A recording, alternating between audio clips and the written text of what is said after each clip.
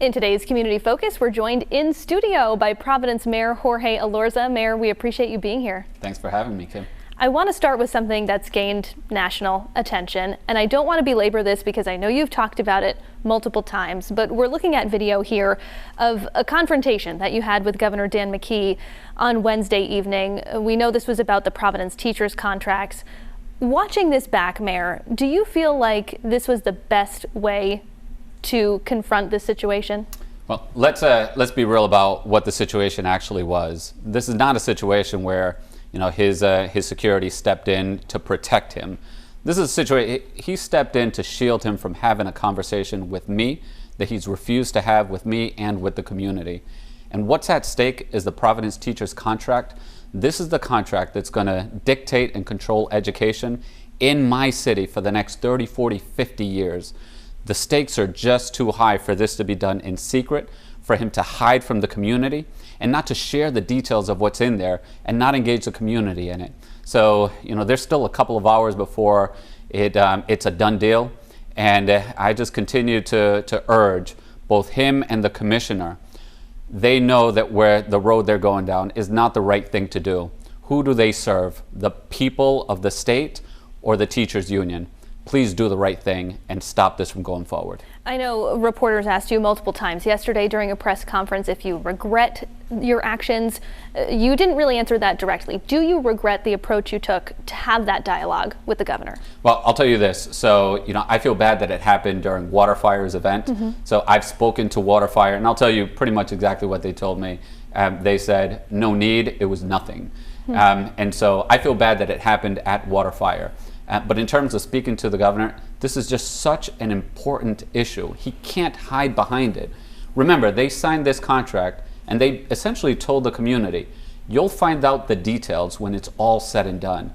This is a slap in the face to the community on any issue, but especially on an issue as important as this. I mean, my communities, our children's future really hangs in the balance. You can't overstate how important this is, and to do it by locking out the community is just a slap in the face. It's an insult to all the people of our city. You were with the governor just a few hours ago at a bill signing. Did you talk to him? Did you apologize to him? Was there any conversation? There was none. Was that a choice that you made, a choice that he made? I think it's probably mutual. A mutual choice. And speaking about the Providence teachers contract, you mentioned that in just a couple of hours from now it's set to be ratified. Do you feel like at this point, it's a done deal, that you're not going to get your way in terms of them releasing the details, which we know are out in the press? Our own Steph Machado reported them. Yeah. But at this point, is it too late? It's not too late, although it's not looking good, right? It does look like it's a done deal. And the unfortunate thing about this is that, for anyone who believes that education has been broken in Providence for the past 40 years, when we brought the state in, it provided some hope that things were going to be different going forward because we were going to change the contract. Right? The contract is what governs. As we've seen the details of this, we see that nothing has changed with seniority. Seniority is still king, and it's a contract that still benefits adults at the expense of children. And it pays lip service to a number of different changes, but the reality is that you got very marginal change from what we had before. So what we can expect, unfortunately, is that education going forward is going to be about the same for the next 40, 50, 60 years in Providence as it's been in the past. It's hard to overstate how significant this decision is, which brings me back to my basic point to the governor and to the commissioner.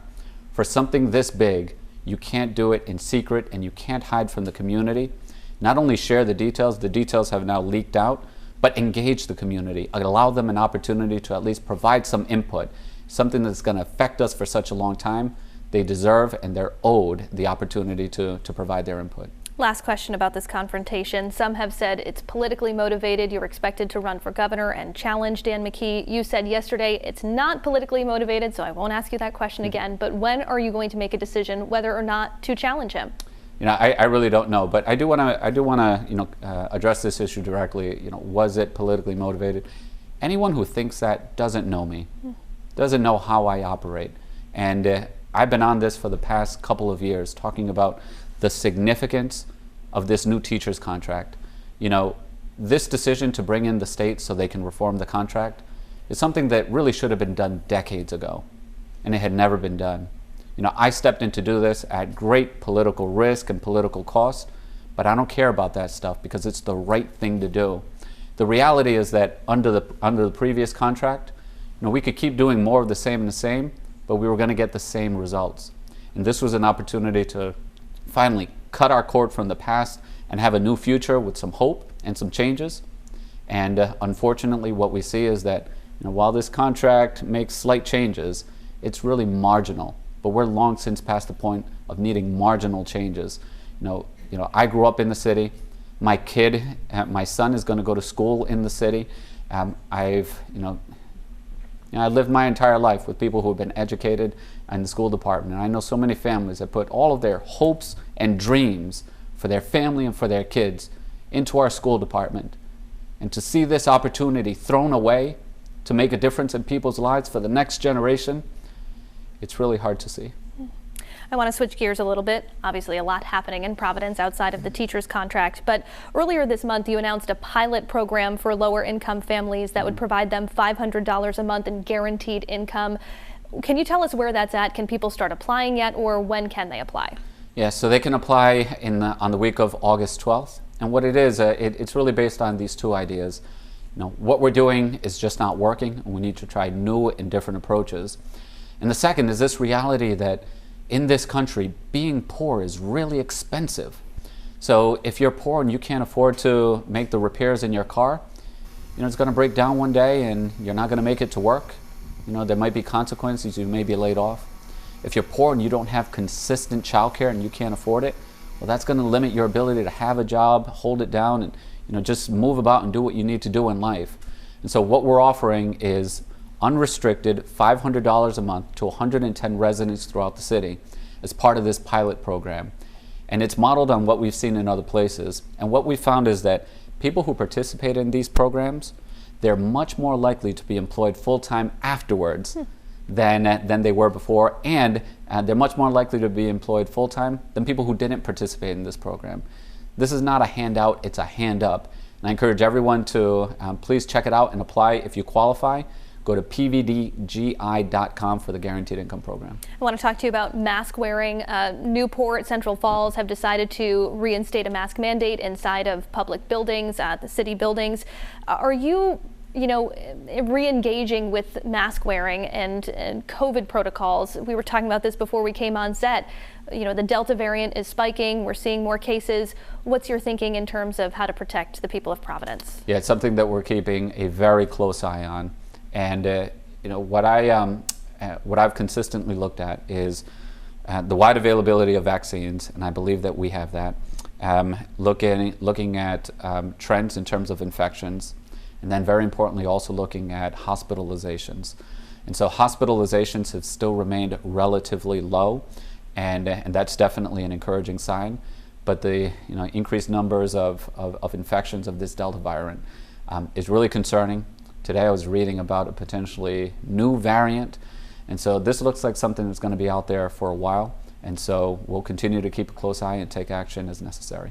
I want to talk to you about the violence that we've seen in the capital city. The governor said he's offered the assistance of the Rhode Island State Police. You said you wouldn't turn it down, but I want to ask you directly, is there a plan at this time to utilize the neighborhood response team in Providence?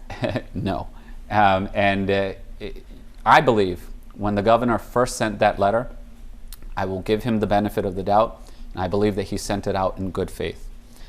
When he sent the follow-up letter, that was a political stunt. And we know that's the case because I'm assuming that he spoke with his chief of police, and our chiefs had been in constant communication. And it's been made clear to the governor that this neighborhood response team doesn't work. And what we found through this process is that I guess the state has about $40,000 of federal funds that they need to spend by a certain time, and that's what they offered for the neighborhood response team. $40,000 that's a drop in the bucket. That's not even a good faith effort.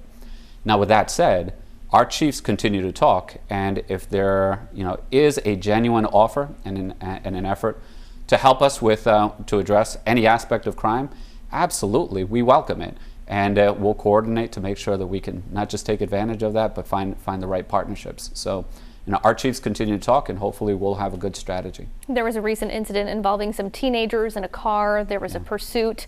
Now some allegations of police brutality. Can you enlighten us on where the investigation into that stands, and if you will be releasing any body camera footage from that? Right.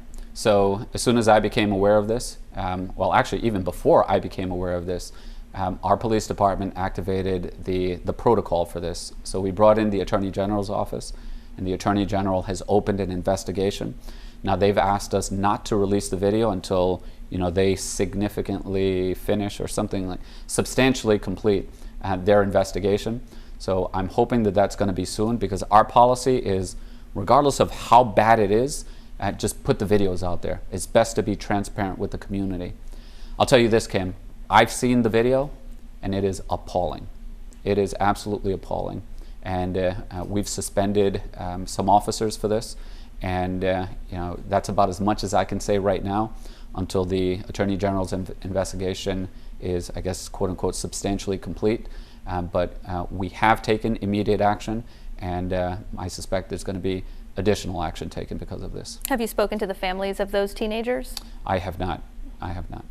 I want to ask you, before I let you go, about the Crook Point Bridge, the stuck-up bridge that everyone knows in Providence. It was on fire just a short time ago, but the state determined that it was still structurally sound. They're going to transfer it to the city of Providence for just $1. Has that happened yet? I don't believe it's happened yet, but hopefully it's in process and will happen soon. My planning department, I believe we have the best planning department in all of New England. They've come up with a lot of really interesting and creative uses for it. There's something neat about these old structures, and that one in particular is an iconic structure. It's part of our skyline, when you're on the highway. So I look forward to having some creative reuse for the project and make it a space that the public can enjoy. Fantastic. Providence Mayor Jorge Elorza, thank you so much for your time today. Thank you for having me, Kim.